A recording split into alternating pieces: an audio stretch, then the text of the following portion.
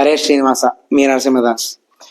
కృష్ణాష్టమి నాడు ఉపవాసం చేసినట్టు రామనవమి లేదా హయగ్రీవ జయంతి లేదా ఇటువంటి నరసింహ జయంతి మొదలైనటువంటి రోజున ఉపవాసం చేయవచ్చా లేదా అని సందేహం వస్తే అక్కడ మనకు తెలియజేస్తున్నారు. స్మృతిముక్తావళి అనేటువంటి గ్రంథంలో కాల నిర్ణయ ప్రకరణంలో మనకి చెబుతున్నారు. ఏంటి అంటే, సర్వాసాం జయంతీనాం శ్రేష్ఠ కృష్ణాష్టమి మత యస్మాత్ సన్నిహితాత్యంతం తత్రైవోపవసేన్నరః తథా సర్వాస్వపి జయంతీషు పూజా కార్య విశేషతః సాన్నిధ్య ఏవ కర్తవ్య ఉపవాసో నదూరగే ఇత్యభిధానాత్ కృష్ణ జయంత్యా ఏవ సన్నిహితత్వాత్ శ్రేష్టత్వాచ్చ తత్రైవ ఉపవాసః న రామ జయంత్యాదిషు తస్యాః వ్యవధాన శ్రవణాత్.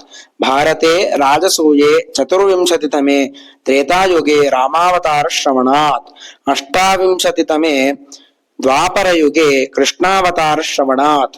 ఇదానీంతన కలియుగస్థ జనానాం రామావతారస్య వ్యవహితత్వ శ్రవణాత్ న తత్ర ఉపవాసః కార్యః.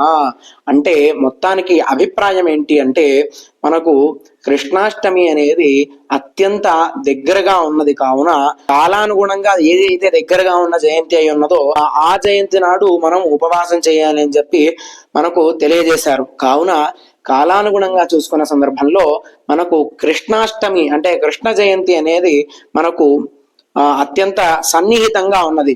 కావున ఆనాడు మాత్రమే మనము ఉపవాసాన్ని చేయాలి.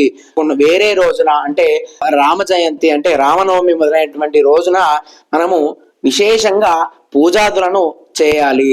హరే శ్రీనివాస.